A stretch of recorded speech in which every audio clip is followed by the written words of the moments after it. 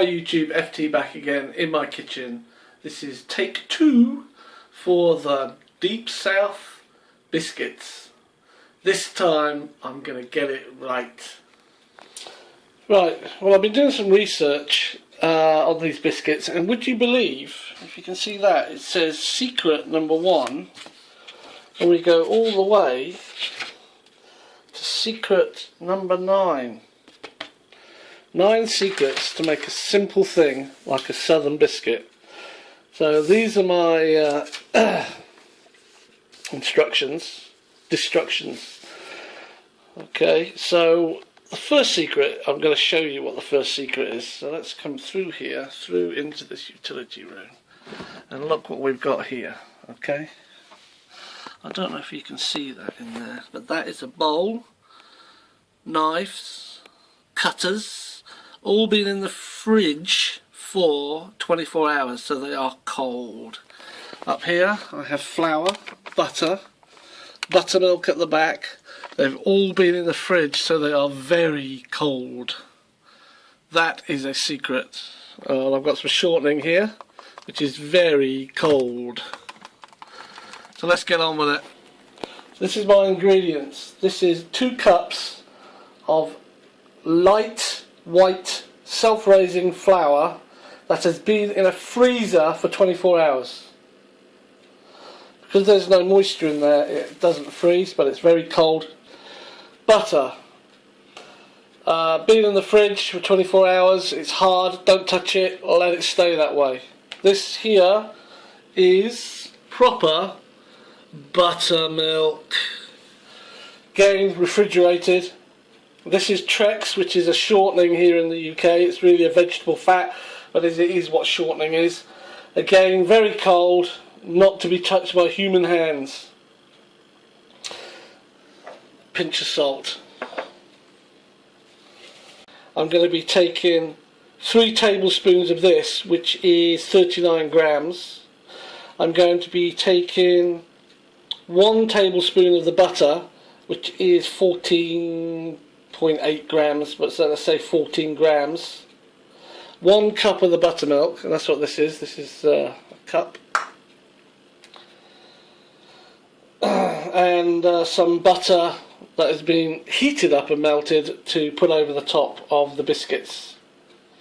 We're preheating the oven at the moment, so let's get on with mixing all this together. Okay, so I've got the bowl out of the fridge. It is nice and cold. The flour has been put in there.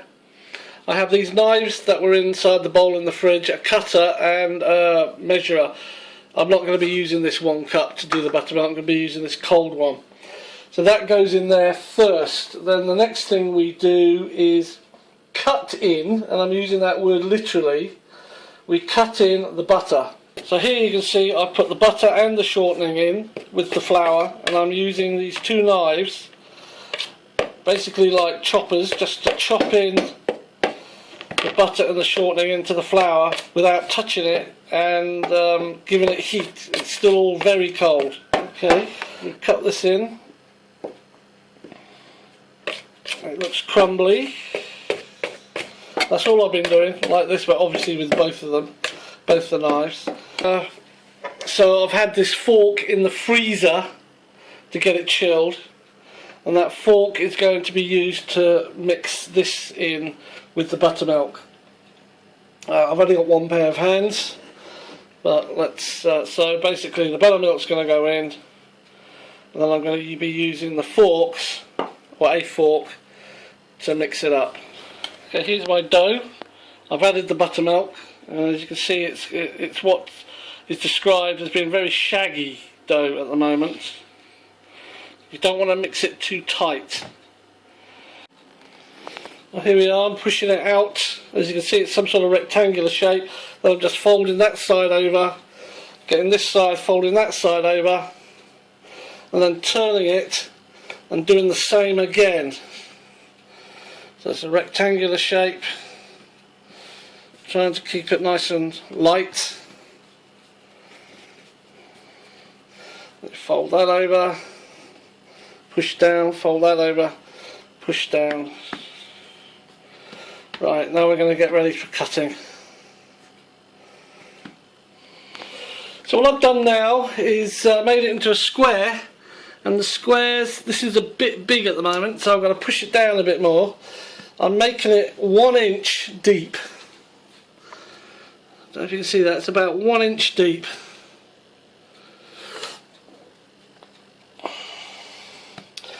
Now another secret is the oven. It's really hot. Now this is 250 centigrade, so that's nearly 500 Fahrenheit. Now the pan I'm using is already in there being preheated. I'm going to take that out now, put it on top of the hob, cut these out, put them on it, and then get them into the oven. And they'll be in the oven for approximately 10 to 12 minutes. So let's get 10 minutes on here, because I've never cooked them at this speed before. This heat, 11. That's not what I want, is it? I can edit this out.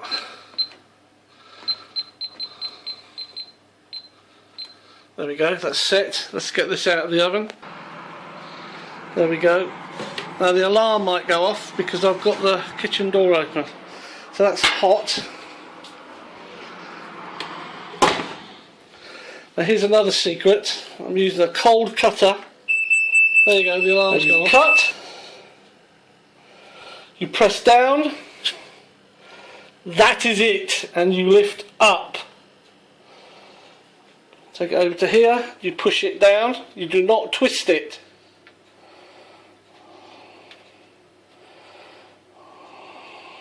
That's one. Push down, do not twist. Lift up, you just apply a little pressure and the weight will take it out. Push down, do not twist. Hopefully I can get 6 out of this.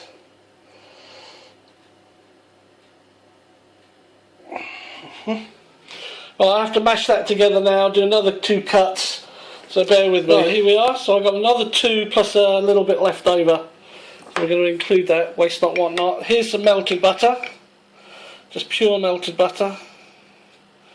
Put it over the top of these, drench it in them.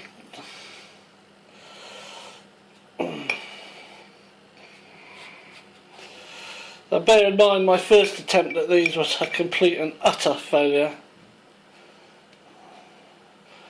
Although I do have a confession to make, but if you've watched that video you would know I didn't have proper buttermilk.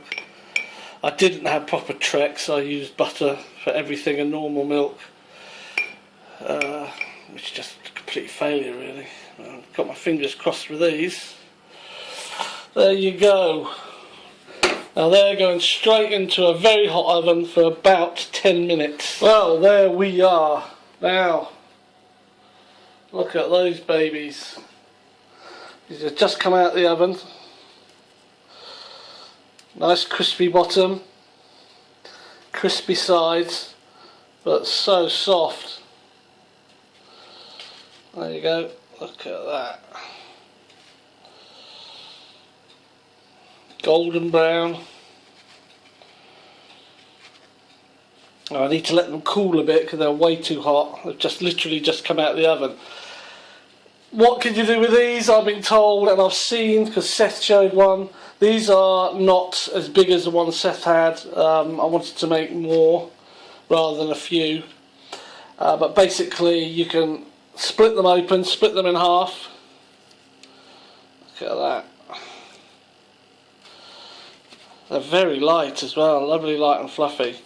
You can cut them in half, get some fillet steak or some tenderloin, whatever you like, have it fried up, cooked, and then just stick it in there and eat it like a sandwich.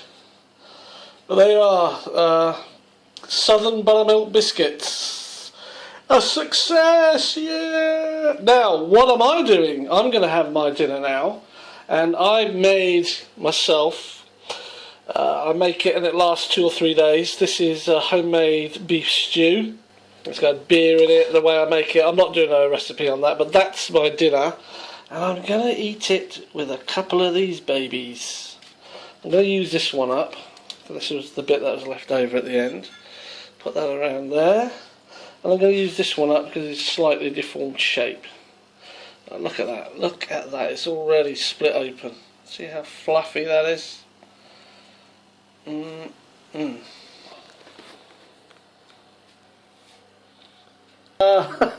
Southern biscuits made by an Englishman.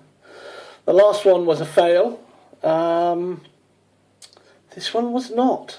How good is that? And let me just show you what I've got here. I am very, as you can probably tell by the smirk on my face, extremely pleased with what's come out this time round. Look at that. This is a Southern Buttermilk biscuit. Nice and crispy on the outside. And it pulls apart. It's soft and fluffy on the inside, hey? How about that then? So this is what a success is. If I do say so myself, there you go. I did a lot of studying to get this right. The size is because I wanted them this size. You can make them bigger. Obviously you can make them smaller. I wouldn't make them any smaller, but you can make them bigger just by having a bigger cutter. But I wanted them this size so I could make one batch and I could get 6 out of a batch. Otherwise I've only got 3 of them. You can see they're still hot just out of the oven. Steaming away here. Well, the proof is in the tasting, I suppose. So here it is. This is the... Still hot though, it's still very hot. But I'm going to take a bite. And I'm going to take a bite out of the whole thing. Let's see. Hallelujah, hallelujah,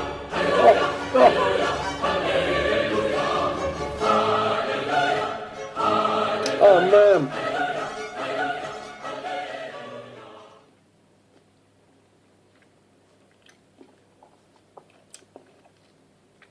Butter. That's why they're called Southern Buttermilk biscuits. They're just... Oh goodness me. I had to taste this one. Because obviously there's no point cooking if you don't eat the food. But I am going to eat these with a stew that I've made. I'm going to finish this one off by itself because it is delicious. Crunchy on the outside. Buttery and light on the inside. So I'm going to go away and enjoy eating those with my homemade stew. And there's another video there somewhere, I'm pretty sure. I'm not going to be online much, so I apologise if you do leave comments here and you don't get a reply from me until into the new year. But thanks for watching. Have a very merry Christmas. A great new year. And I look forward to seeing all of you, everyone on YouTube who watches my videos, and indeed the videos I watch from you, throughout 2014. Have a great Christmas, everyone. Cheers.